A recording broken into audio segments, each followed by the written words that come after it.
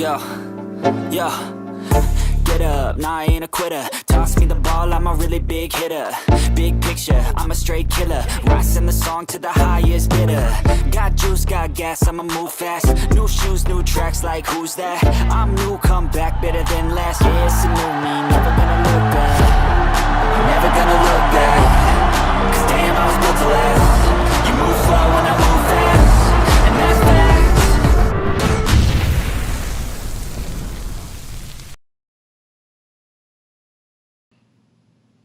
What's up, everybody? How you doing?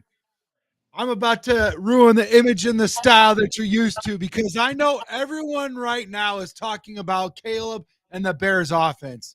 But I'm here with my guy D Nice, and sometimes we got to take the gloves off, D Nice. We can't be nice all the time, buddy. So do your best to try to put on your not so happy face because I'm a little nervous about our defense, man. And I'm going to break down to you exactly why and how I've got where I'm at right now. So, I'm like more curious because here's the deal, man. This is what's really got me like perplexed. I've been a fan for a long, long time, and I'm about to tell you exactly, you guys, about how I feel about our defense because historically that's what we're known for. And I hear Montez Sweat's out there working out and all that stuff. So, so what do you think, D Nice, about you know, as far as the gauge on our defense this year? Historically, I like Dennis Allen as a defensive coordinator, man, and I think he's very good. And I don't know why Mm-hmm. it didn't work out as a head coach, right? I don't think he's had the best bats at the plate, Yeah. quarterbacks and that in his past as a head coach. But I do think he has more than respectable defensive coordinator with what he's done and how he structured the defense. I think he's versatile. I think he's smart. I know he plays things the right way. And we brought up he's basically been given Brady fits in the NFC South. You and I talked about that. Um, Yeah. and the years with how that defense has played versus Tampa when Brady was there. As for the Bears, it's highly competitive, man. I do think they've struggled to stop the run last year, and while we see that Grady Jarrett is here, I do think he brings a lot of juice to the um, to the table, and thinking that he's like a great leader in the building.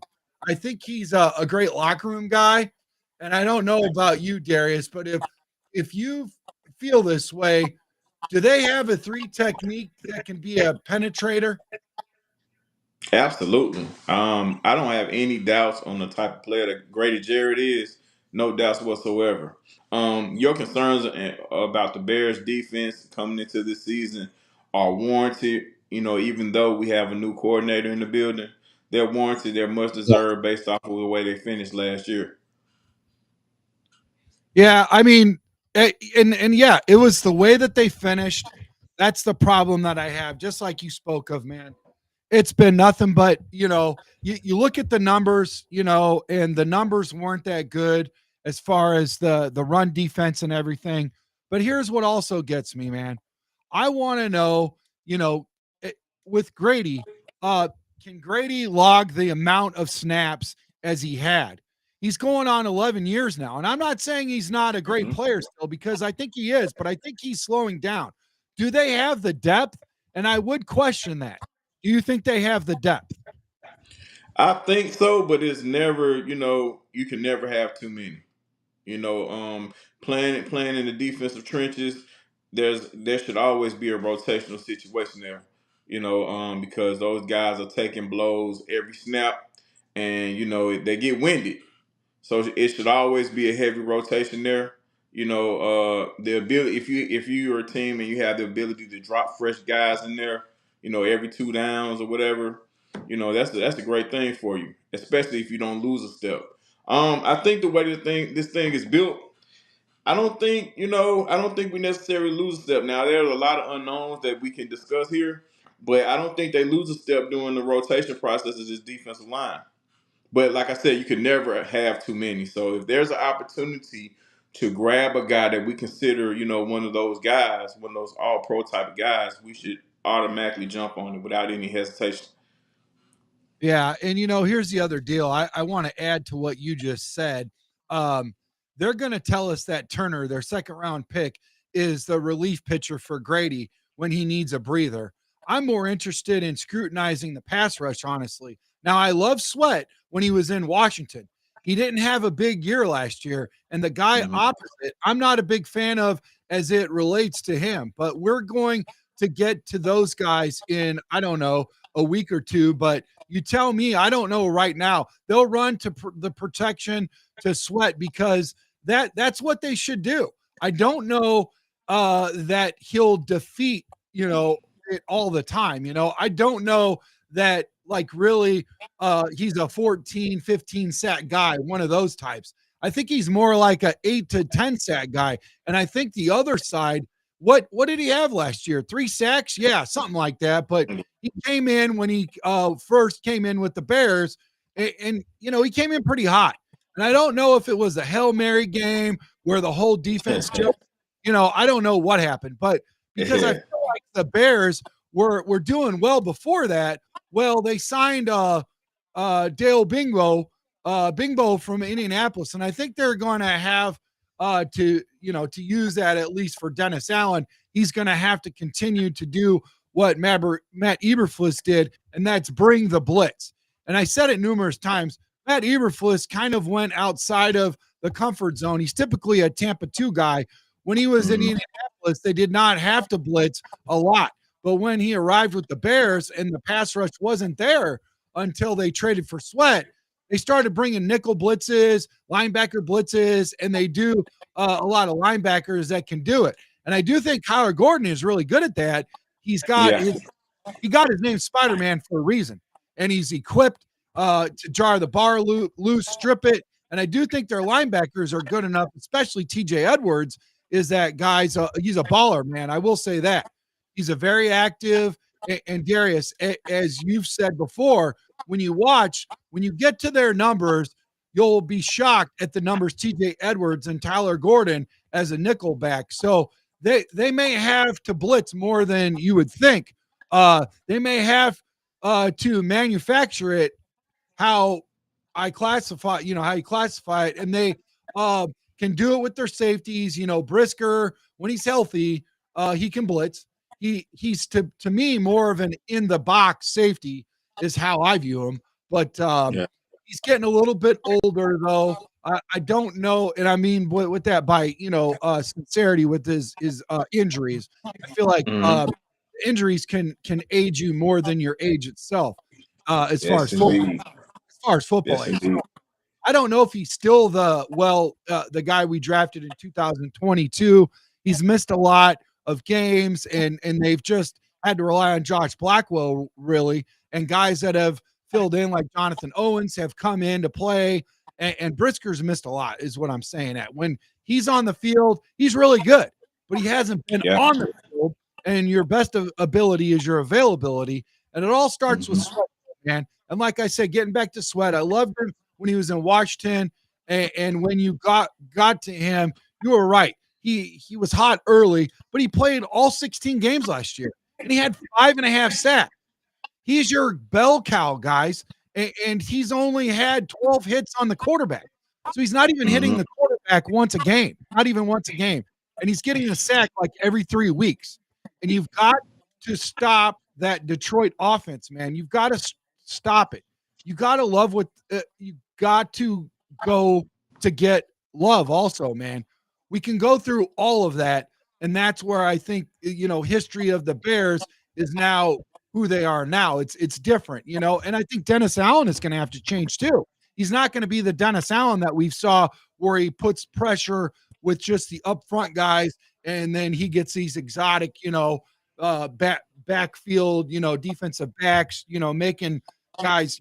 It's going to be different. It's going to be a lot of different stuff. And I will say this, Darius, you're a student of the game, and here's what I'm going to ask you.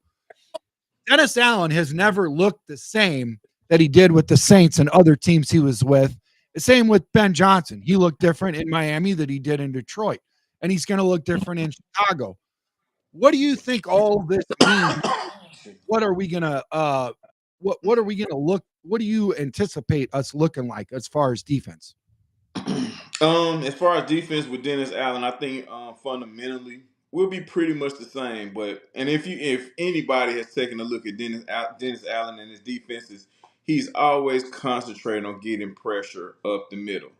I like that. He's rarely been in a situation where he's had two bookend defensive ends. They're gonna get you double digit sacks. He's always concentrated on pressure through the middle. Excuse me. He's also leaned on his middle linebacker to be the aggressor as well. Now you spoke about Eberflus. Eberflus is more of a passive defense to the point where they're sitting back, waiting on the quarterback to make a mistake, and they wanted pressure too, but we just couldn't get it with the guys we had up front consistently anyway. So he was kind of like you said, he was forced to bring in Kyler Gordon from the edges to safeties. 1 year Brisker led us in sacks. You remember that? But back to Dennis Allen. Yep. Dennis Allen, and if you look at the guys that Ryan Poles and company has brought in for this defensive line, they've concentrated on the two guys in the middle. Yeah. He wants to get the pressure up the middle to disrupt the quarterback and allow those defensive ends to kind of get what the middle drives out. Okay. Okay. Now we want to talk about Montez Sweat. Now I'm gonna give him some grace because coming into the season, beginning of the season, he was injured. He was dragging the leg, and he didn't hide it. And it was to the point where he couldn't play consistent downs. If he did, you would get less of him than you was actually looking for play by play. Yeah. Now, if he comes, the key to all this stuff is guys coming in healthy. You talked about Brisker. He had the thing with the concussions or whatever. Hopefully, and I stress hopefully, he comes back stronger and better and can avoid the same mistake that he went through last season, even though it came through his aggressive play. He's an aggressive style safety. He's always been that. So, things like the concussion thing is gonna always come up with him.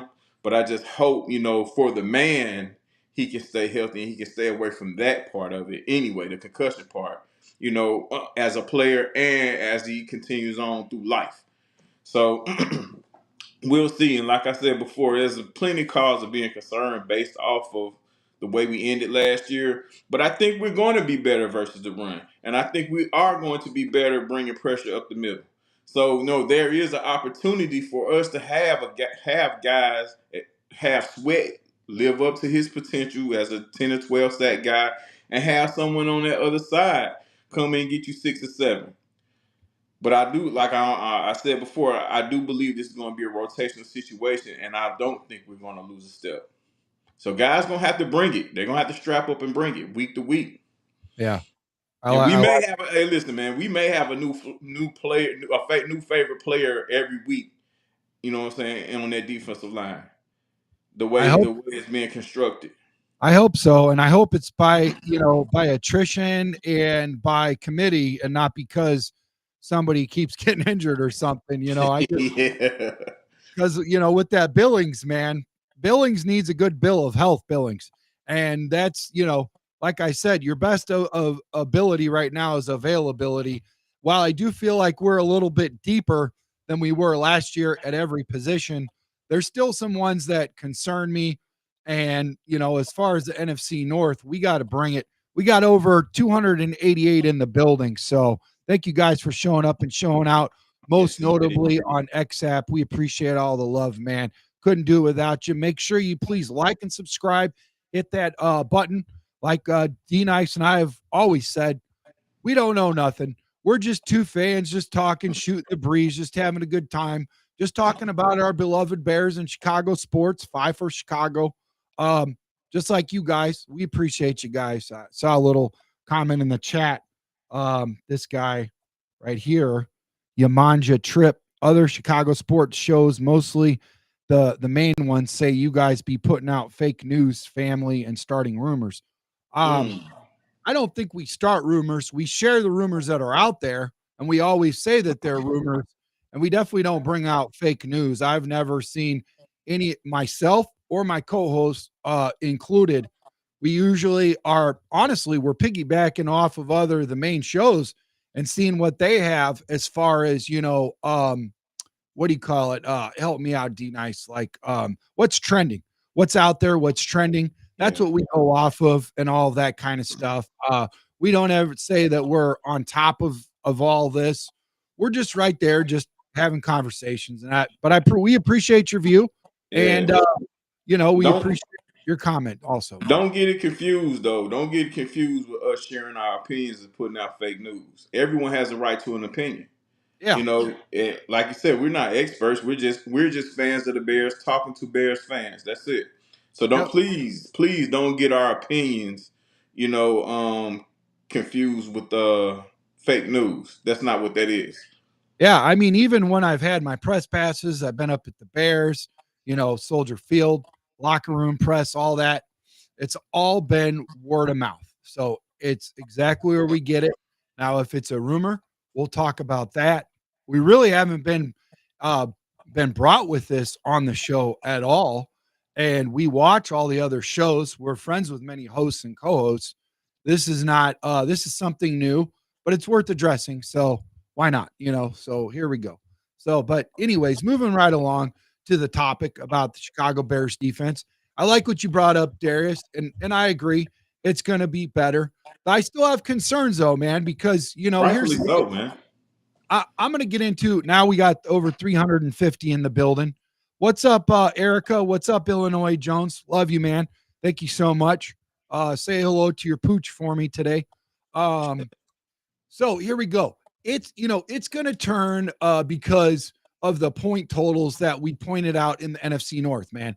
Why do you think the Bears win all offense? They got to score more points, man. The Bears offense have to score more points, man.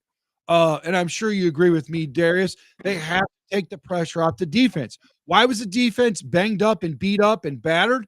Because they were always on the field, man. Um, yeah. So like I said, I still feel like everyone's talking about Ben Johnson, and I think he's going to be great and play action and his whole offense and all that. But being a Bears fan, I like to hear about defense because I know we're transitioning, but that's traditionally kind of what we're known for. Sure, yeah, and I still think, like I said earlier, I think they'll be respectable. I don't think they'll be dominant. Is that fair to say? I think it's fair. I think they're respectable with what they've done. The problem with respectable is in that division, it may look bad because Detroit's a machine on offense. And Yeah. I don't like, let me say, a couple of, when a safety is your leading tackler, that's not good. That tells me something I don't want to see. That's what Doug Plank said. He's been on our show. If you have your safety that's doing the most, we're in trouble. If he's your Yeah. leading tackler, that's bad. You've heard him say that. It's Yeah. out of Doug Plank's mouth. He's been on our show. Now we got 396 in the building and growing, man. This is great. Noon is definitely our thing, bro. They had 130 tackles. Bayard. And so to me, it's the pass rush. I don't like it. I don't think it's good enough. And I do think you should go get a veteran and put him out there. If you think you're actually getting ready to make some noise in that division, then go get a veteran pass rusher who rushes on third downs. I don't care if it's Von Miller, if you can talk him into doing it, but I think you're not going to go get quarterbacks that you have to stop them, and you'll probably maybe not even Minnesota. I think you're going to fall short of pressuring quarterbacks, and that's not good because I feel like we got some good quarterbacks and most notably the offensive coordinators are stellar. And if you blitz, which I think you have to blitz, I'm with you, Darius, on that. The quarterback in Detroit is going to destroy you if you do it. Yeah, about that. I mean, here's the deal, bro. Um, hopefully maybe the strategy is just to start outscoring teams. Well, again, I think like Green Bay, Minnesota, both those defenses were top 5 defenses. And that's a problem. They didn't even win. They were top 10 defenses, man. I should say that they're top 10 defenses, and they got far enough, but not far enough. They got far enough for us. So where does that put us? If they're top 10 defenses. The last thing that I got to ask you, Darius, is because you make that thing. How are your tackles going to block Van Ginkel and Grenard? Just start there. They had 23 and a half sacks between them. There's only about 5 teams that had 20 plus sacks from their 2 outside guys, and Minnesota's got them guys. Do you think your tackles are going to block those guys and keep Caleb upright, bro? Listen, man, when it comes down to Minnesota and that scheme they have up there defensively, I mean, guys like Grenard and Van Ginkel, they usually reap the benefits of what they have going on. But the main thing is the pressure that they receive because they're blitz heavy.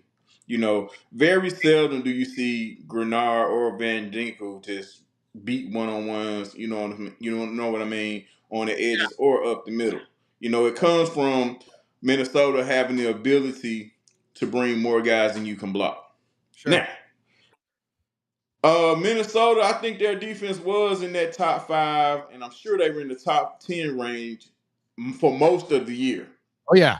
But I think what Are you catapulted surprised? Minnesota. Were you surprised at that? I was surprised. Actually, I was surprised at everything they did between Minnesota overperforming and Washington overperforming. That's what's got me so skeptical about early predictions, because I feel like I really don't know about football when you see a team like Washington go from 4 wins to that. And I thought that Minnesota and everything in their losses, they lost a lot. They lost a lot. I mean, you lost some on defense. They lost their quarterback.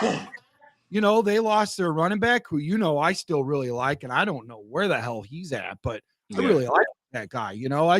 I just, this, this, all of that is just a head scratcher, and you never know who's going to pop up, man. And I think it's like franchise, like trading, part of trading, free agency, and the draft. Like, it's really got, things are really more bouncing than it ever was, D-Nice. Yeah, I think the only thing that surprised me about Minnesota was Sam Darnold. And I'm just going to be 100% honest with you. Just knowing who that defense coordinator is over there and knowing what his style is, the fact that they were that on defense didn't surprise me so much. And if you look at our games versus Minnesota, we were pretty competitive against those guys in both games, even though we lost them. Yeah. One came down to a overtime kick. Am I right? Yeah. And the other one, we fell behind early, but we still found a way. We found a way to stick in there for the most part, but we end up, getting beat there as well. So, like, the only problem, like you said before, I think the major problem with us, we need an uptick on the offensive end. Poles and company has done a great job of addressing the offensive line, especially up the middle with the center and the guard at the center and guard positions. We have who we have at the tackle position. If the left tackle is not the guy that we see for the future, we did draft one as well. So I think from that standpoint, from a personnel standpoint, we did our job on that. Some people may feel like we didn't do enough, but now it comes down to the X's and O's. It comes down to the play calling. It comes down to Caleb knowing where the ball goes and getting rid of it. Even if he doesn't see a play, find a way to get rid of the ball. And also, turning around and handing the ball to the running back on a more consistent basis. I'm actually glad you brought that up. A little bit of accountability from Caleb can go along, because I feel like a lot of that has been, overlooked. And I think everybody has a piece in that problem. And here is the problem that I'd like to address with you, D Nice. The part of the problem is, I think, honestly, I feel like Caleb, after watching Justin Fields with the O line, I think that he had a little bit of a learning experience. He does need to get the ball out faster, but you've got, Tooney or Thuney. And I'm hoping that his leadership really comes through after he just signed that lucrative contract. Now, I do like how they restructured it so that way it's 8 mil off of this year versus 16 mil. I think that was very smart. I think that's what we had to do. I think it's important to move that money around and try to, create some more cap space, just in a functionality standpoint, not in like a Trey Hendrickson, TH type thing. We'll get into that a little bit. I know that's the big buzzword, the big guy that everybody's looking at, but Yeah. I really do feel like the offensive line should be better. It should be better. And I'm telling you, I've said it, and until I'm blue in the face, the Bears offense has been so bad. It does not help your defense because your defense logs so many snaps because they're 3 and out. They're 3 and out. Oh, defense, you're back up. You're back up. It's been the last 5 years this way. The Bears literally have led the league in sacks the last 5 years. And that's not on the defensive side. That's on the damn offensive side. So what does that tell you? Do you know what stress that puts on your defense? Not to mention the snaps that they log and why guys like Brisker and defensive players start to break down faster because they're on the damn field all the damn time. It adds up. When we say it's complimentary football, it's true. Caleb Williams got sacked 68 damn times, like you just said earlier. That led the league. You and your new players are inside players, right? You build the inside up, and so the outside, once again, Braxton Jones and Wright. But Minnesota's a problem, man. Match up for us because the guards in the center aren't blocking those two guys, man. It's the tackles. It's the tackles. But you don't think that they would come up with a scheme to double them off the edge or anything? Which side? Because other sides going to come free. Yeah, and Caleb's part of the problem too. He's got to be able to diagnose protection. He's got to diagnose protections and know when he's hot. Set protection and what Ben Johnson is going to do there. The offense has to do better. It's got to be complementary to what the defense has been doing. And here's another thing. Like it's very easy to blame the offensive line, and also it's a lot easier to blame Caleb as well. But I think more than anything, it starts with the schematics. It starts with the scheme. It starts, because these players receive a scheme and they have to learn. The quarterback has to learn and the O line has to learn the scheme. The scheme tells you which way to go with the football when this happens, when that happens, when this happens, when that happens. Yeah. Last year, from an offensive coaching standpoint, we had no direction. Hell, we lost our offensive. We lost our OC in week 6, correct? Yep. And we just wing the rest of the year out. Yep. We've all heard that Caleb didn't have anybody to show him how to watch film. And don't get me wrong, rookies gonna struggle regardless. Either if they're under a great, if either they're on a great coaching or not so great coaching, the struggle is going to happen because you're a rookie. That's natural. But what happened last year was unacceptable. The fact that the guy didn't have anyone watching film with him, telling him, where his hots was, telling him how to really understand the offense. Like that's malpractice, man. And I do believe that led to a lot of the sacks as well. So like you said, this whole thing can be passed around to everybody, but I think this year everybody in the Bears uniform, everybody that wears a Bears shirt, the guys on the sideline to the people in the press box, they should take this year personal. Because everyone had expectations last year. Yeah. Every last one of us. And they were very high. So the fact that things didn't go well, it turned into 5. Our expectations. Huh? I think we got what? I think we got a delay on your end. I think we got a delay on Really? your end. You're freezing. Yeah, you're freezing up a little bit. I wonder why. Yeah. But Because I yeah, said something, and then like 8 seconds later, you're catching it right now. Count right ah, now, and it's about 8 seconds later. wow. So, uh, yeah, I agree with everything that you're saying, and I think it's true. I think that's part of the ripple effect that you talked about. You know, Darius, you talk about that ripple effect and how everything, kind of like comes down from there, from the malpractice, from the no leadership, all those kind of things. And since you're not, complimenting the defense, and I already think that's your pass rush, I think that's your pass rush is part of the issue. 1 second. Let me get him back in here. Oh, yeah, he'll be right in a second. But yeah, everybody, thank you guys for showing up and showing out. We got over 550 in the building, mostly from XApp. Make sure you guys please hit that like and subscribe button. Um, and it's absolutely free. It costs absolutely nothing to subscribe and to share. And that's Darius to my right, not Trax. Yeah. Sorry about that. I Oh, don't know what happened. It just got so bumped off. if you guys just, like I said, if you guys just hit that subscribe button, it's absolutely free. Share the show. We really appreciate you. We're coming up on our 3,000 subscriber mark where we're going to give away a jersey of your guys' choice. We love you. We appreciate you. With that being said, like I said, if you're going to be 3-and-out offense, 3-and-out on, guess what? You're going to be playing 8 defensive linemen because one group's out there like all the damn time.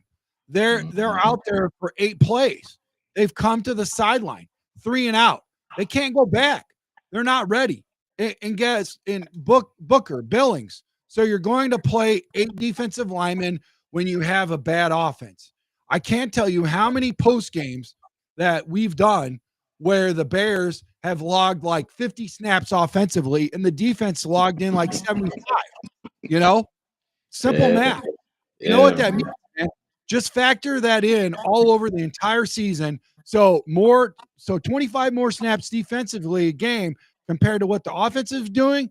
I mean, the defense is like playing 3 more games a year than the offense.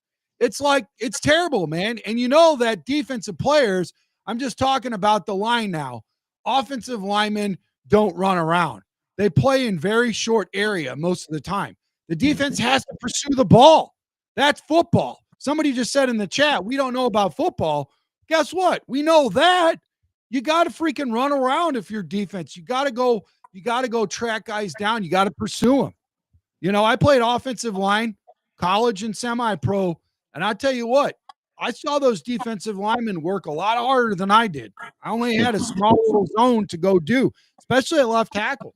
We didn't run the ball much on our side. I was, I was basically just pass protection occasionally, but it's not like tracking the ball down. It's whole different. So like I said, I logged every position in football by how many yards they run a game. An offensive lineman, it was a joke, man. They might run like 800 yards to a mile, but some of the guys defensively running 4 and 5 miles of sprints, and linebackers are running like 8 and 9 miles. So I know, Darius. The offense has to get better, and yeah, right away they're going to have to play 8 defensive linemen. So just look at your second line: Booker, Billings, Hardy. They're going to be out there every other series if it goes like this. But let me give you the offensive numbers of the Bears. They were dead last in total offense. They were 28th in scoring. They were 25th in rushing. They were 31st in passing. 31st in third downs. Think about it. They cannot convert a third down. So their 3-and-outs are like, so the defense gets a stop. They go over to the sideline, right? 3-and-out yeah. by the defense. Oh, defense, you're up again. Get out there. Make it happen, Captain. They're dead last in sacks. So they give up sacks again. They led all right. It goes on and on and on. And the defense is just worn out, man. They're on the field for a 60-minute game. I guarantee you the Bears defense is on it 40 of it, man. 40 minutes. So is that fair to you, Darius? Is that fair? It's not fair to me. It's not fair to the guys putting on their helmet every week either. But when you laid those numbers down about how bad the offense was, how bad the offense was, when your offense is that bad, it's a lot deeper than in the guys you're putting out there on the field. It's more than that. You know, Absolutely. that when your offense is that bad, that means you have issues all over the place, in which we did. Like I'm not listening. I know coming into this year thing, even though we have Ben Johnson in the building and a collection of excellent coaches on the sideline, things may get a little crazy still, but it's never going to be that as bad as it was last year. It's never going to be that. Yeah, You I know, agree with and you hear a lot of people blaming Caleb for this.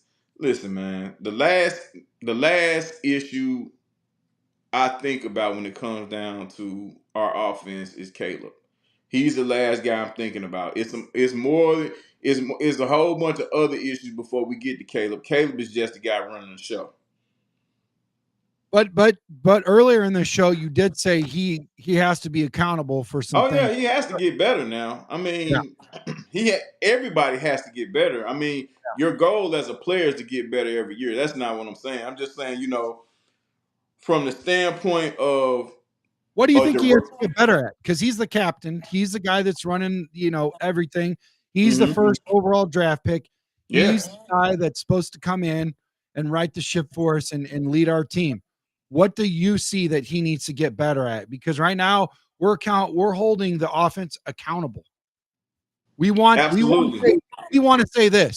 Take away those 40 minutes a game from the defense and make it fair so they can get a little bit of seat time, so they can get some Gatorade, so they can get some water, Yeah. all that kind of stuff. So they can catch their breath.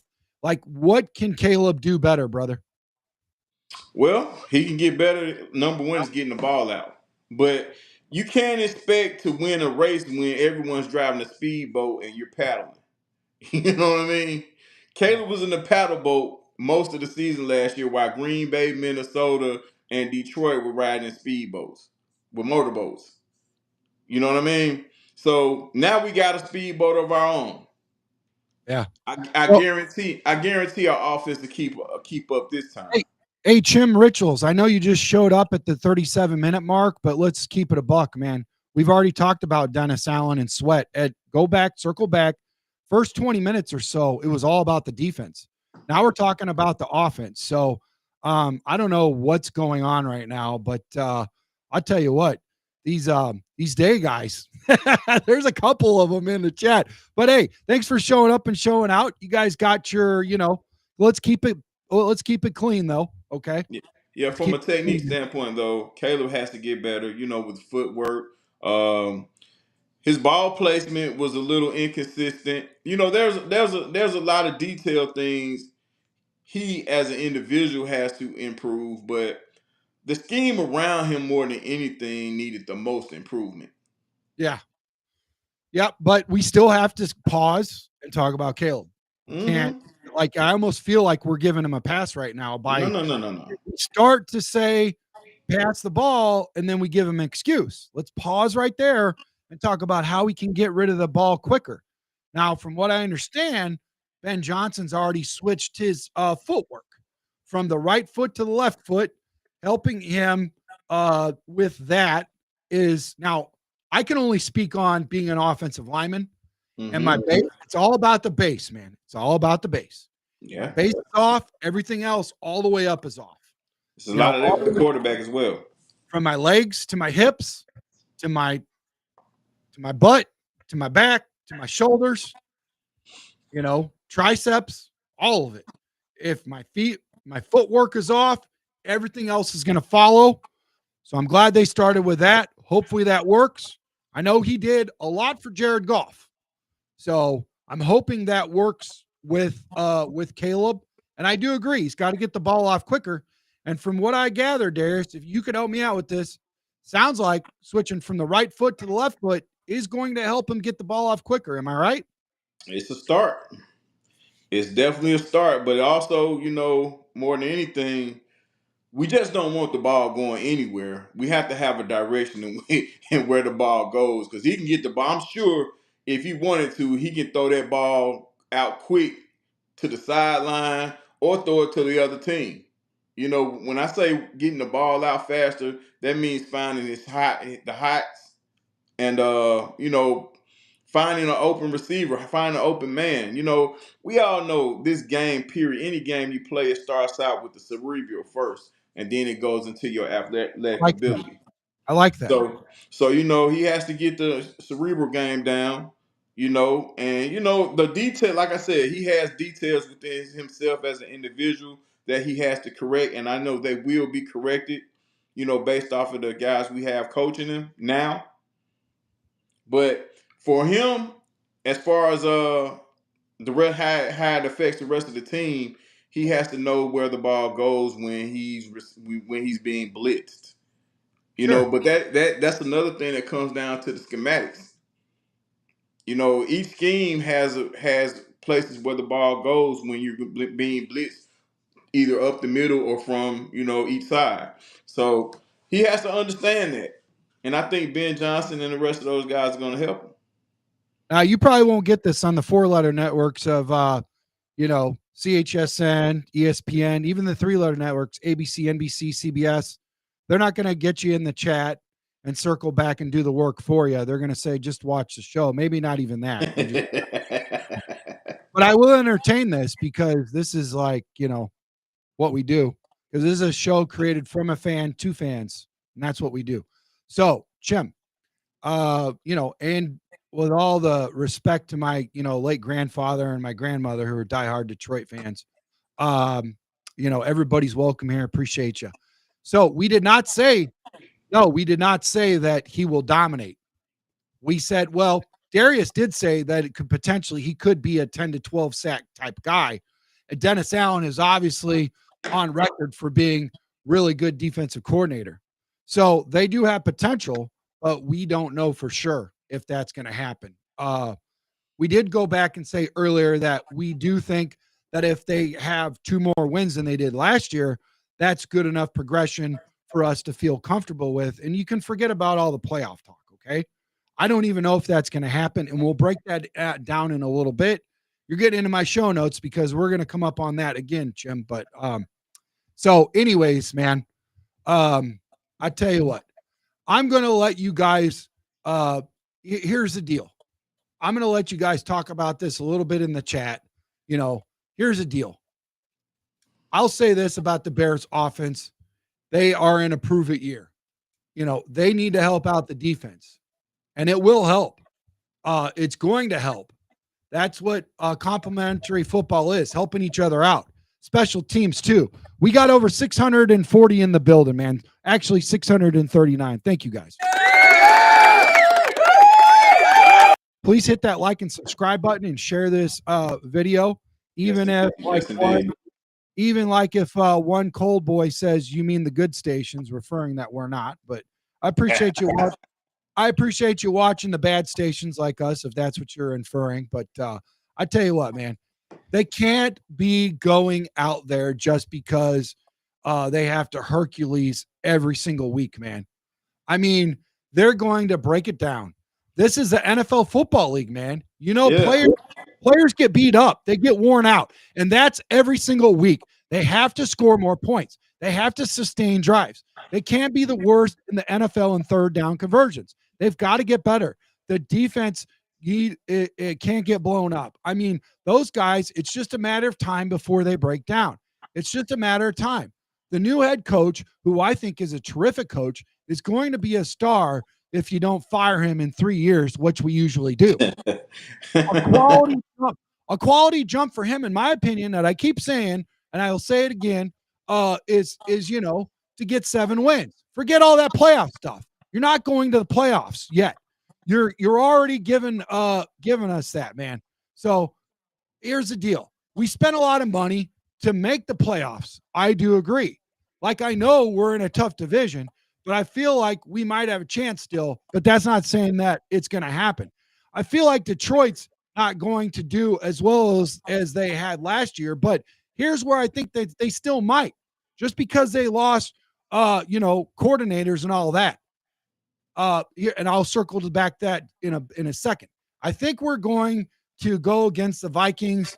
Well, you know, and I'm kind of sneaking up on that one, man. I know, and I know I just said something crazy. I think the Lions are going to be good. So, here's the deal. We're worrying about the Vikings also. We're going to worry about the Packers. Let me tell you guys something. Unless Detroit has 7 or 8 injuries, they're going to the playoffs. Derek, Chicago or Detroit for the playoffs? Come on, man. Their leader is the leader. It's the head coach. He's got a barn full of thoroughbred players, man. And that's still the same coach that says, hey, people are going to have to bite our kneecaps. And we're going to do everything like that. The message is the same. He doesn't have his OC anymore. So who's going to be calling the play calls? I'll tell you who's calling it. It may even be him if it has to happen. It may happen more like, what happened in Carolina for that kind of kid, and all of that kind of stuff to win. It happened enough to be better, and be a difference, Like I said, you still have the same guy out there. And the offensive coordinator is no slouch. But at the end of the day, the leader is the freaking head coach. And they have thoroughbred players. Do we have the best running back in the game? In the NFC North, do we have the best running back in the game? Do we have the best quarterback? And we have questions all over the field. We've gotten better, but by far, the Minnesota Vikings at 14-3 in the playoffs, Detroit Lions 15-2, and the Packers in the playoffs, we've got a lot to prove. That's all I'm saying. I'm not Debbie Downer. I'm not saying that we can't, but we really got to examine ourselves.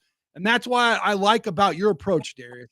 You've helped me get to this place. You know me. I'm the biggest meatball in the building. I'm always talking 12, 13, 14 wins. This is the first year that I've known you that I've really started to, and it took a village. It took more than just you, but you've definitely helped me come off that, that whole crazy talk and stuff, man. So, what do you think about all that, brother? I'm gonna keep it real with you, man. I don't think we're that far. I don't think we're that far away. Even though those guys, Green Bay, Minnesota, Detroit, they had impressive seasons last year. We all know the NFL is a year-to-year thing. Not saying that we're gonna jump from worst to first, but it's not. It's not too far-fetched to say because we were in a lot of close games last year, and even the games within the division it shows you that we're not very far away. I think the addition of these coaches give us 4 more wins than we had last year. That leaves us to 9. So okay, if the coaches that we brought in here can at least give us 4 more wins, and Caleb improves, halfway, I think that's another 2 or 3. But do you agree? Do you agree that this schedule is a lot more difficult? It looks to be that way, but remember last year we said that the schedule was going to be easy. I agree.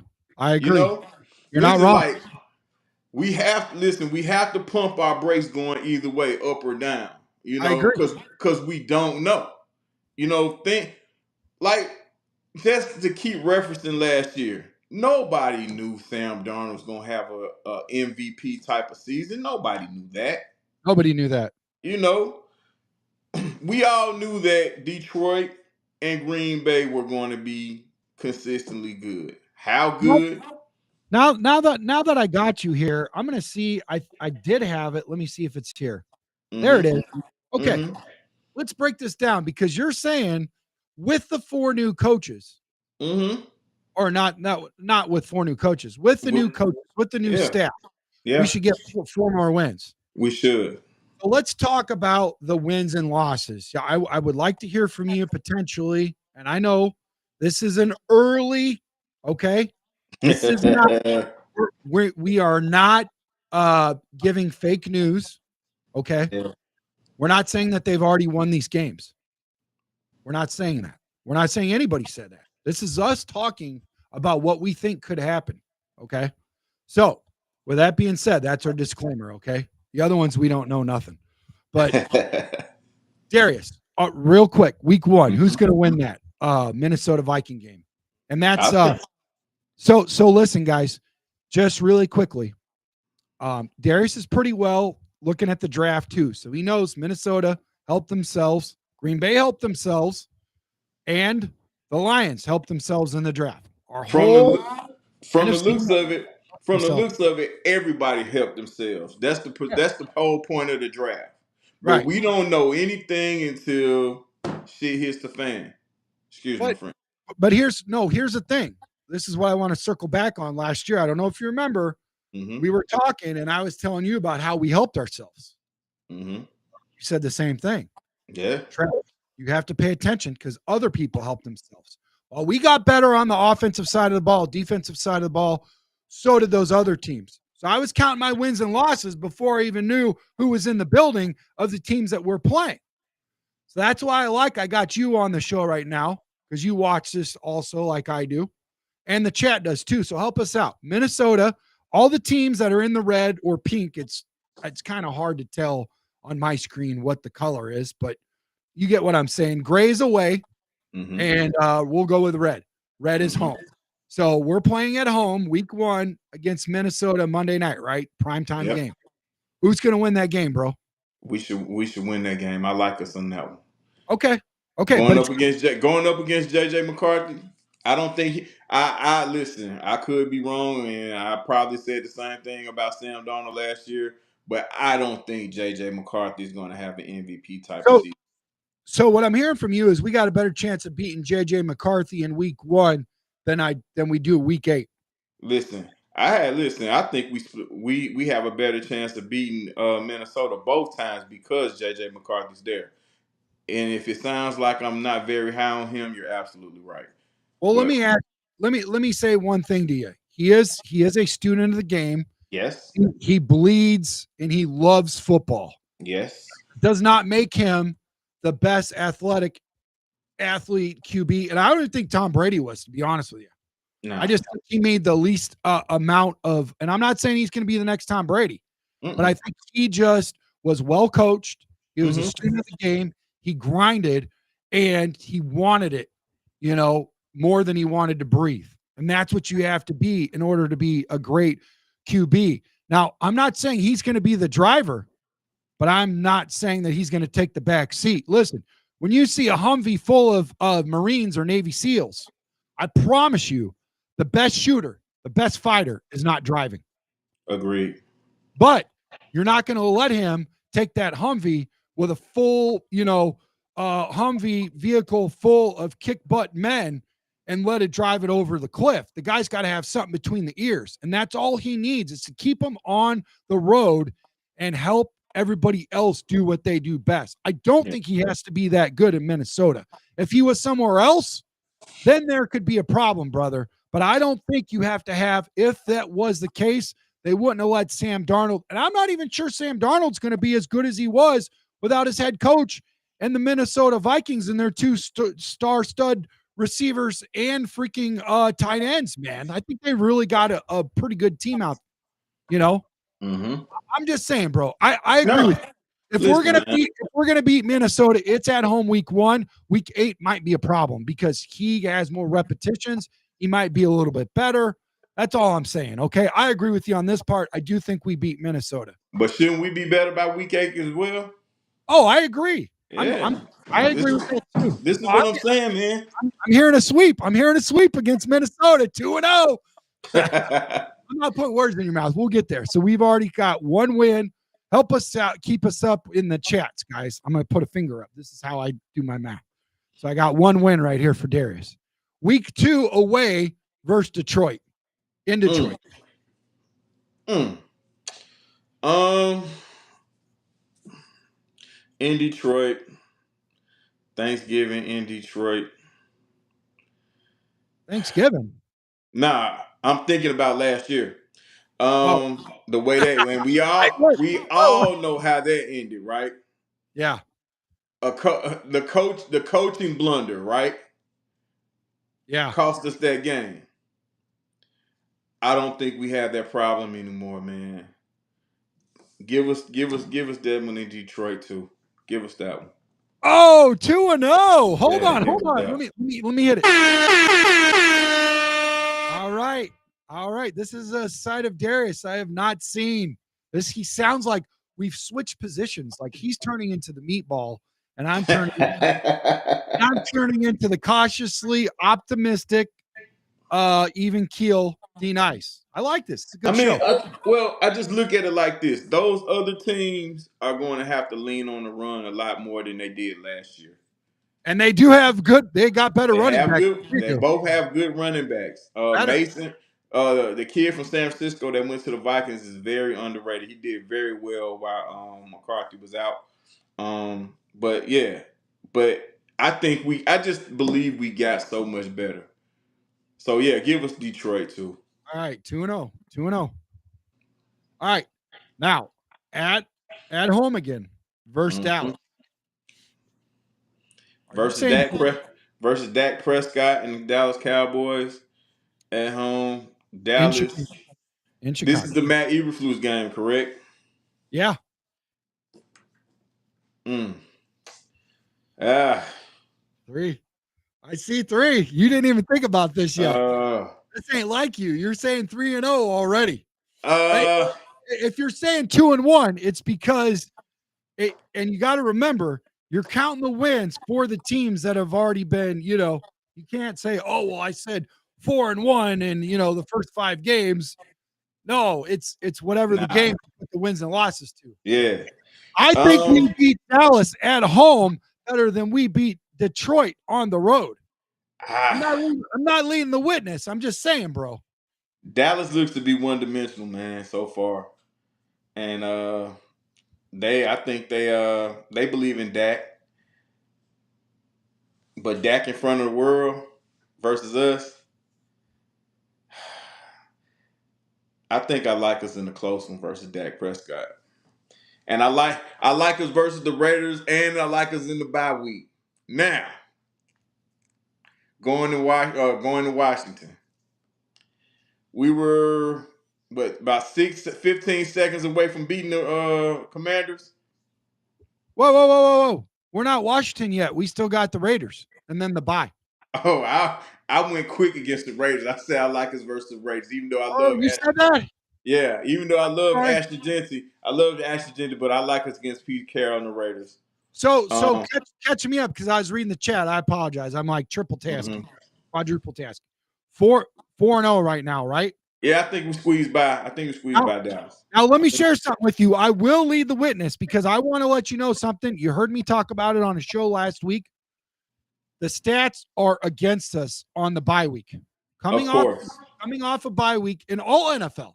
All Hmm. NFL, not just the Bears. Everybody did terrible after the bye week. Well, Andy Reid doesn't. Well, come on, man. Come on. Hey man, listen, That's listen. an outlier. But That's an outlier. that's where we're trying to get to, man. You know what I mean? Yeah. We're trying to get to a point where we can speak like those other teams that's coached by those guys. You know what I mean? That's where we're trying to get to. So we're trying to shake that whole thing, or can't win after the bye week and all that. We're trying to shake that. Yep. So now we're going 5-0. Yeah. Well, yeah. No. Yeah. Yeah. Yeah. If you want to throw the bye in, absolutely. Yeah, 5-0. So now we're gonna go play in New Orleans. They don't know who their quarterback is yet. Their quarterback just retired. And when I talked to my our co-host Jim Miller, he told me the other day, listen, dude, here's a deal. This is a trip. This is a trip. This head coach, or not the head coach, the quarterback, Carr. He had that shoulder issue, love Carr, all the deal, everything going on. But it has that feel like he's going to go out and collect his insurance. And that's why he left. Now, he could have stayed there, collected his guaranteed money, and then came back and has done it like other, QBs before, but he went ahead and retired. So it almost leads to believe that he's going to try to use that insurance on him, because a lot of players do. But a lot of players, here's the deal. It's hard to get that insurance. A lot of insurance agencies, when these players go try to get their money, they'll take your money for you. They'll take it from you, but it's hard to get it. That's all I'm going to say about that.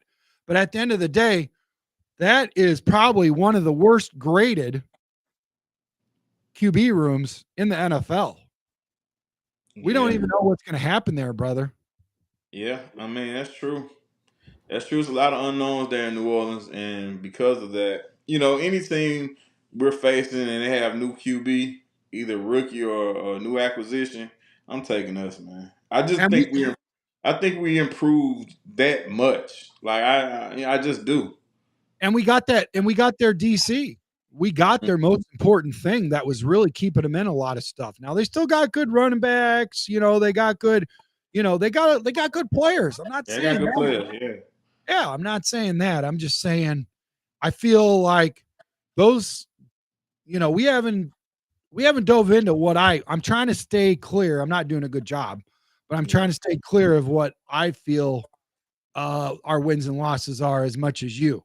Yeah. So this is definitely one where I would feel them. Okay, I'll say this: the Cowboys, the Raiders, and the Washington, as far as confidence pool, or not Washington. I'm sorry, the Saints. Those are the three. This is where I would say we're 3-3.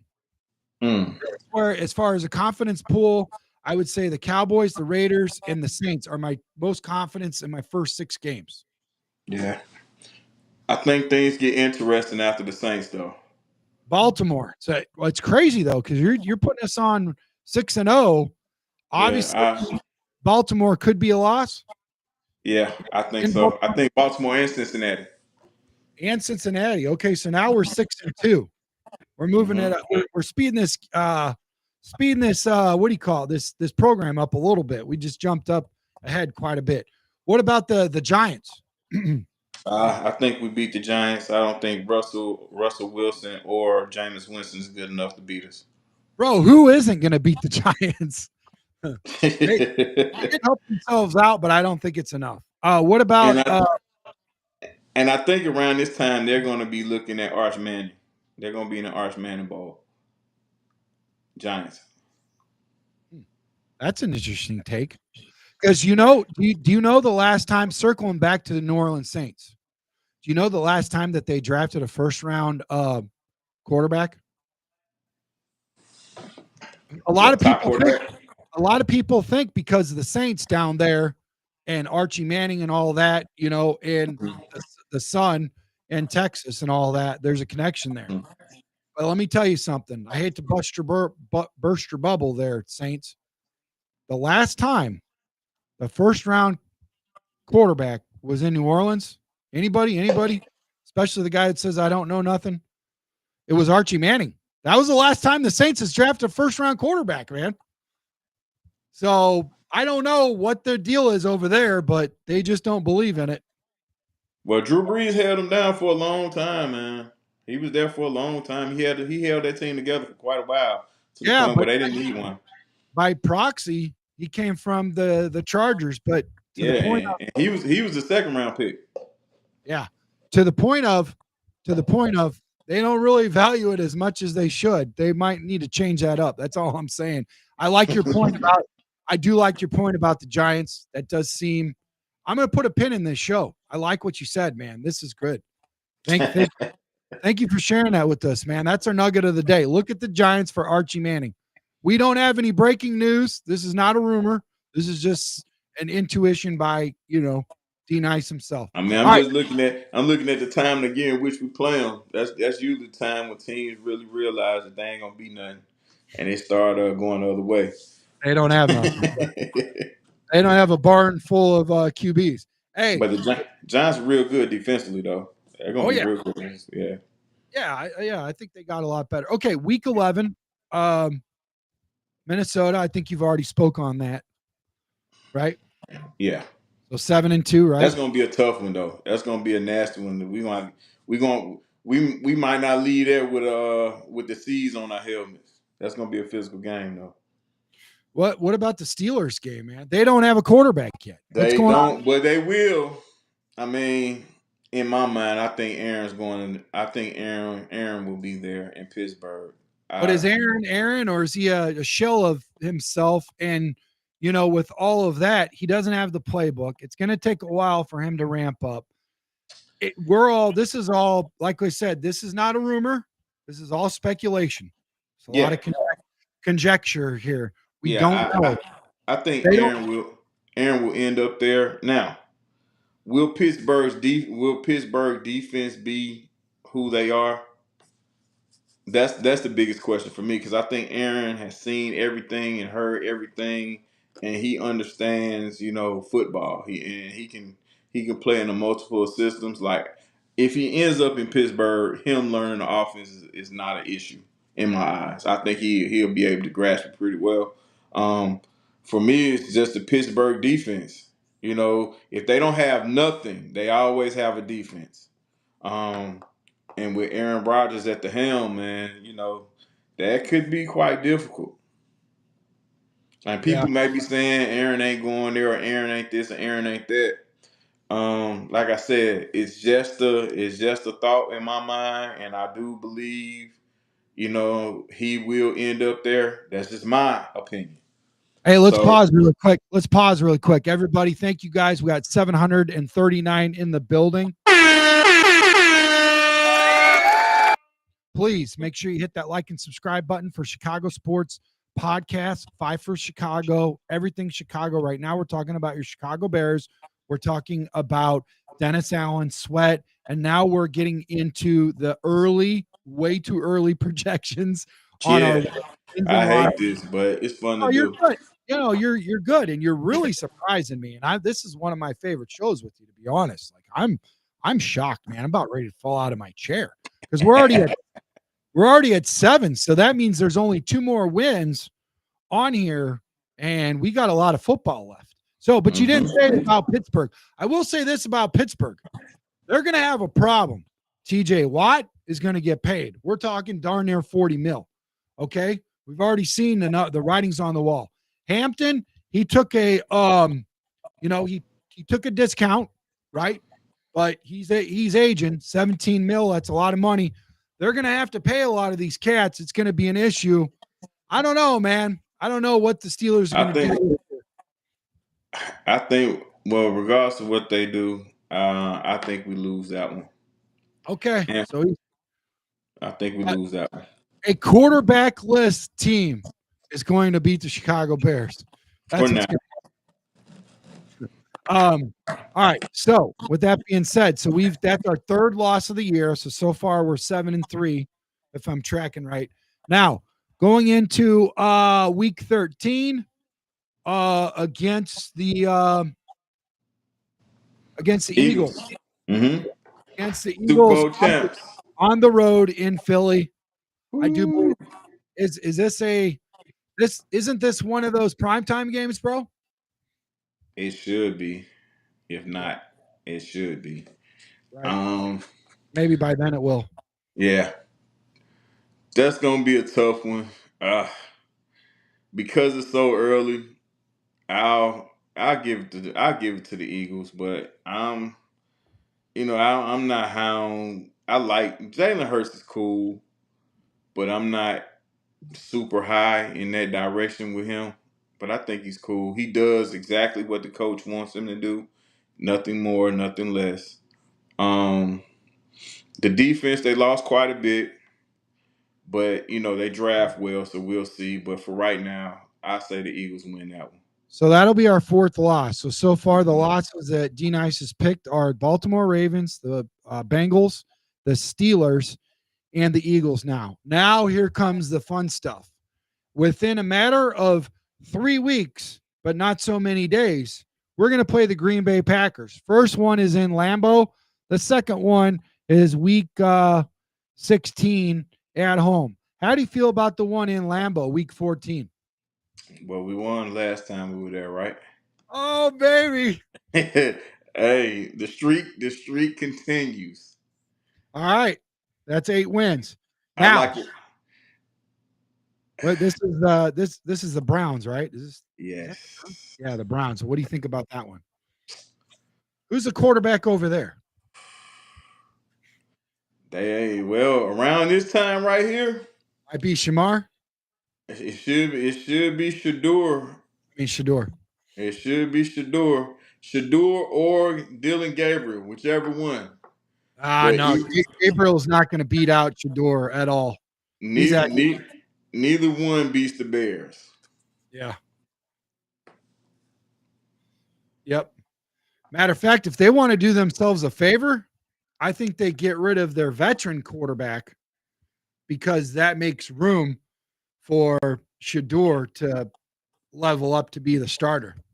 And with $4 million that they paid for him, that's going to be a pretty nice value if he plays half of what we think he could play. At that value, starting QB, wow. So anyways, so do you think the Bears will win that one? Yeah. Okay. So that's our 8th win, right? Mm-hmm. Okay, now Green Bay in Chicago.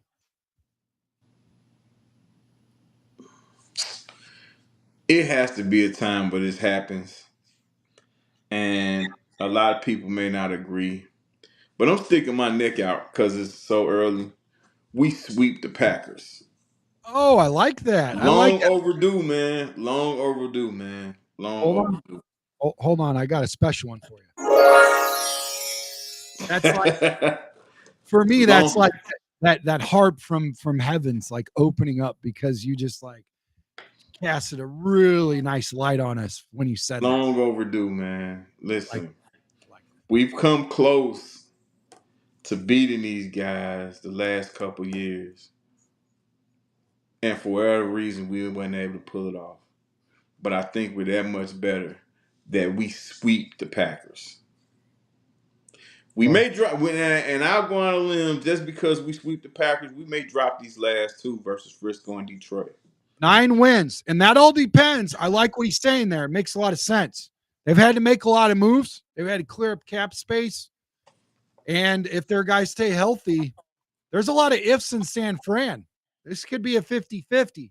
And I'll be okay with D Nice says 50-50 on this Niner game. He could count it as one swing towards, 10 wins. Wait, where are we at right now? Hold on. It's easier to count the losses. I think So far, we're at you did 10 Baltimore. 7. You did Baltimore Bengals. That's 2. You did the Steelers. That's 3. You did these. The Eagles is 4. Right? Did I miss something? 4 losses. Good. And then the next 2 would be 5 or 6. So you potentially saying 6 losses. 6 losses, 11 wins, right? Yeah. That will definitely get us into the playoffs. Yeah. I mean, it all depends on what the other teams do, but that'll definitely get us into the playoffs. Yeah. But there is an asterisk next to San Fran. So D Nice is saying 10 to 11 wins. 10 to 11. 10 to 11 wins, yeah. Okay. All right. I like this side of you, D Nice. I think with the additions that we have, mainly from a coaching standpoint, like I said, it should catapult us to, to more wins. Because I think we lost 4 games based off coaching alone last season. Yeah. Yep. I agree. Well, everybody. We can talk personnel and players all day long, but at the end of the day, man, coaches got to make the right calls, man. Oh, yeah. Yep. And you got to have the right players to make the right calls, too. For sure, man. It goes hand in hand. So, and I just got to say, hopefully next year we get the running back room right. And here's the deal. I will say this. For as many excuses as people have for Caleb Williams on that offensive line, they need to make all those excuses for the running back in Swift. That's the same offensive line for Caleb as it is for Swift, okay? And I'm not saying he's the best running back in the NFC North. He's probably the worst. But I will say this. I think if he gets us 1,000 yards he'll do his job. If we get by committee, we get another 500, maybe a few hundred, 200-300 from Caleb, maybe. I don't know. We get up around 1,700, 1,800 yards collectively, and Swift gets around 1,200. Don't take for granted this menage a trois from what's his None guy. yeah, where's he from? Rutgers. Yeah, Rutgers. Dude, this guy looks good, bro. This guy looks good. Yeah. I like him. I like him a lot. They're saying his pro comp is what do you call it? The guy that we had, Montgomery. I could see that. Some people go put their neck out and put like Ray Rice and all that. That's a little too smooth.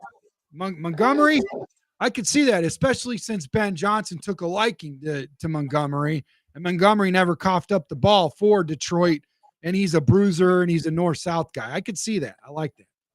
Yeah, I think even if both guys, if a guy doesn't reach 1,000, if we can get both of them around that 700-800 range, you know, if we can get both of those guys around in that area and get another guy to give us another 4, like this thing can happen in a lot of ways, Yeah. but it's just all about how how it's being served up, Yeah. Yep. So Man, I'll tell you I'm what. hopeful, man. For the NFC North, all the other teams have done their due diligence and got really good running backs. And I'll tell you what, I don't know. Would you call Minnesota's running back room really good? I don't think it's better than ours, but it's pretty good. Like I said, I think his last name Mason for the 49ers. Yeah. He runs hard. He's pretty good back now. I don't know if that's the scheme, or is that really him, but what he did in San Francisco, while McCaffrey was out, hey man, that's pretty good. That's a damn good job if you ask me. But I think he got injured at the end of the year or whatever. But I don't think their running back room is better than ours though. No. Actually, I think they have a slight edge because we don't really know what the heck's going on with ours yet, per se. There's a lot of questions, to be honest with you, especially we don't know what's going on with Rashawn. That's a big question mark. I put that question mark right there with our safety, Brisker. They're side by side, in my opinion. Okay. But they do have the ability to be what we think they should be. He's definitely not living up to the hype in Rashawn. And this rookie, how could we speak on him? We don't know nothing about him. The only guy we can really speak on right now is Swift, to be honest with you. And that's, to me, I'm not saying he's terrible, but he's carrying a lot of weight right now, brother. He's carrying a lot of weight. Yeah. So, yeah. That's the only questions I got, man. 779 in the building, man. Thank you guys so much for showing up and showing out. Like I said before, XApp's doing all the work. They're doing the most. 769. We got 10 over on YouTube and a bagel goose egg donut in Facebook land. Guys, jump on over to YouTube, hit that subscribe button, help us out. It's totally free. Doesn't cost nothing to get on Chicago Sports Podcast, 5 for Chicago. Like this video, subscribe, leave a comment, share this video. At 3,000, which we're only 100 away and 107 away, we're going to give away a jersey of your choice sent directly to your house, man. That's what we do here at Chicago Sports Podcast. You got any closing comments, D Nice, brother? Nice hat, by the way. Listen, hey, I appreciate every single one of these guys that's watching from wherever you're watching from. Shout out to the chat. I appreciate every comment, as long as you keep it respectful, I can appreciate the banter coming from my rivals and their fans as well. Shout out to all you guys. Shout out to you, Tracks. Shout out to the whole Chicago Sports Podcast family. You guys are the best. We're gonna keep grinding until we get to where we need to be. With that being said, bear down. Yeah, bear down. And I will like to, we always try to get these comments when they're here. This is a good one, really quick. D Nice. Doesn't many have Delvin? Delvin Cook's gone. I don't know where he Yeah. went, but He to was with me, the Cowboys last. that I was a think guy that was Cowboys or Jets. Jets, under I think. undervalued, underused. I really wish we could have picked him up. I feel like he could have instantly helped out. I like Delvin Cook, man. I don't know what Yeah. happened. Minnesota knows stuff. They do pretty good keeping a watchful eye of guys, time to release, whatever. But that guy, for some reason, I still like him. I would I think welcome him. I I would think welcome him over Chubbs and the other guy from Chicago or Chargers. I think Delvin hit that unfortunate window, man, of where he couldn't really stay healthy, and his ball security was always a question too. But he had his best years with the Vikings with him, he and Kirk Cousins. Um, and hopefully he gets another try this season. But I don't think he's necessarily what the Bears are looking for, or the Vikings for that matter. I don't think that's what either one of those teams are trying to do. Because normally, like, they treat the running back so bad. Once you get it to a certain age, man. That's You like know, Dobbins though and Chubbs. Everybody keeps trying to push Chubbs and Dobbins down our throat. And I'm like, yeah. dude, if you're gonna speak against Delvin, go ahead and speak against Dobbins and Cook, man. Well, the Or main thing or, about or the, the Chubbs. main thing about J.K. Dobbins and Nick Chubb, like, everyone's holding on to Nick Chubb for what he was. J.K. Dobbins had the ability to be um, a great back in this league. But listen, injuries, and especially the type of injuries that those guys have, like, listen, man, they're undefeated, man. You can't beat that. And I'm in a lot of support of those guys landing on their feet somewhere, Yeah. but I don't necessarily think I want them with the Bears if they're not going to maintain a good bill of health. Oh, I agree. I don't know You know enough what I'm saying? about I don't know enough about Delvin's bad health for me to make an honest decision. I'm just saying as far as the player, I like that dude. I did not want to play against him a lot of games. He carved us up something Yeah, nasty. I'd like yeah. to put him on our team. And I don't want it to be like, what's that guy with the long hair that came from Marion Barber. I was so excited when we got Barber. That guy runs harder than most running backs I've ever seen in my life, dude, until he came to Chicago. And then he looked like a Care Bear. I'm just like, what happened to you, Marion? You were a beast. And now that we got you, you're a Care Bear, not a grizzly bear. It was crazy. Yeah. Crazy. And rest in peace to Marion Barber, man. But yeah, he had some moments in Chicago, but I think the moment that sticks with a lot of fans last is that carry he had in Denver when I think he went out of bounds to stop the clock when it came, and it gave Denver another possession, and they came down and won the game. And I think his NFL career was pretty much over after that play. I don't remember that. I don't even remember what I had for breakfast, but Yeah, I'm glad you do. So that's what I compliment you on yeah. that. So I think a lot of Bears fans. I think a lot of Bears fans remember that. And I mean that evening after that game, he was crucified by Bears media and Bears fans, and I think that kind of spelled the beginning of the end of him as an NFL running back. yeah, and for take it for what it's worth, it's hard to live in the shadows of a Walter Payton, even a Forte at that point. I mean, Yeah, they're hard to come by, and we appreciate them even more each year that we don't have one in the damn building. yeah. So, I mean, another guy, rest in peace with him, Mongo. Um, and now today I'm going to a Chicago Bear funeral. Well, a Chicago Bears wife who I've met and know, and I'm going to go pay my respects to, so today's the memorial and tomorrow is the funeral. I can only have one day off of work, so I'm going to go do the Mm. memorial. But man, a lot of people are, that guy, the super fan, uh, Norm from Cheers. He just Mm, passed in Chicago. He just really? passed. Yeah, he just passed yesterday at like 8 in the morning or something. He died in his sleep. Oh wow. Yeah, I can't think of his name. Somebody in the chat probably knows, but you know what I'm talking about. Oh wow. Condolences, man. I had no idea.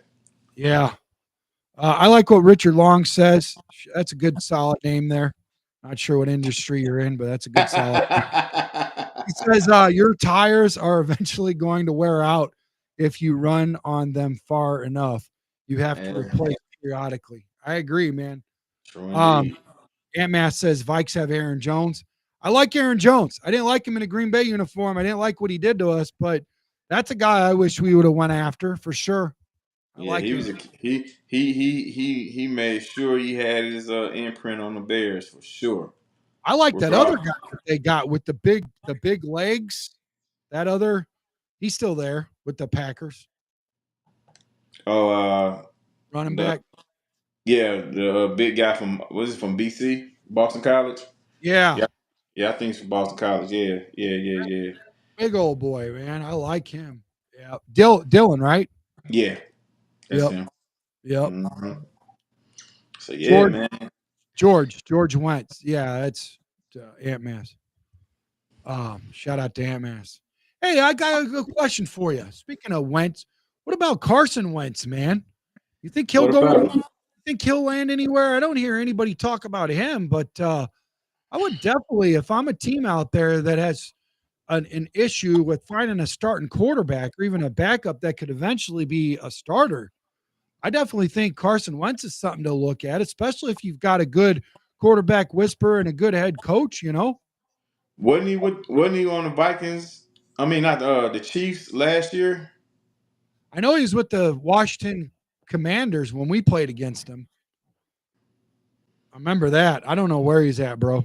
You said he with the Chiefs? Wasn't he with? I want to say he was with the Chiefs last year. I'm gonna Um, give, let me give you an early prediction. I said mhm. this prediction. I don't know where it's gonna end up. I do like that Will from Ohio State. I think he's a Will grind. Howard.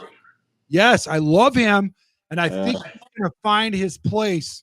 Listen, he showed up to the combine. He had all his boys in the trucks turn their headlights on, and he was throwing the ball, and then he immediately, when he gets drafted by Pittsburgh, he says, "Hey, please send me the playbook. I need to start reading the playbook and learning the play." This guy's a grinder. He's a hard yeah, worker. I think he's going to do really good in the NFL, man. I think he's going to be one of those guys that's going to do really good. Maybe not right away, but he'll surprise you. and listen, man, I'm rooting for every guy that got drafted, man. I'm not going to sit here and play games. I'm rooting for every guy that got drafted. It's a hell of an opportunity to say that you're in the NFL, and I hope those guys take advantage of the opportunity that they get whenever they get it. Just Yeah. not against us. Right. No breakout games against the Bears, new Oh no. draftees. We don't Yeah. want that. Well, even though you did say Pittsburgh is going to beat us, you're maybe Will's that guy that does it for him. I don't Well, know. I'm looking at the fact that they're going to get Aaron Rodgers. That's why I said that. Oh, we got over 805 in the building. Yes. Hey, Yeah. Well, maybe this is a chance we can take him off the field again. Let's hope for that. hey, yeah, we could have a moment, Send him like back in the cave. Send him back in the cave. we could Rogers. have a moment like we had against the Vikings when Brett Favre last year when Corey Wooten sent them home. Yep. Hey, we had it Corey on the show. That was nice to talk to him about that. Remember? Yeah, That dude is a big human being. yeah, he's a big guy. That's saying a lot coming from you and I. Because not Yeah, everybody gets to be in the 5 foot club, and me and the other tracks are definitely not in that club. We're big boys. So hey, anyways, D Nice, man, I appreciate you coming on, man. And I sorry I went a little bit past your closing comment. it's But cool. you know how it is when we get the chat, we gotta Yeah, give them a little love. So for sure, for sure. I got a trip to the north side. Highland Park is where that funeral's at. So I got our service. So I got to get out of here. But I appreciate you, man. Have a great day. And likewise, man. Take care. Thanks again. Thank you. Hang out for 1 second right after, man. Let me close this out. Here we go. Where is the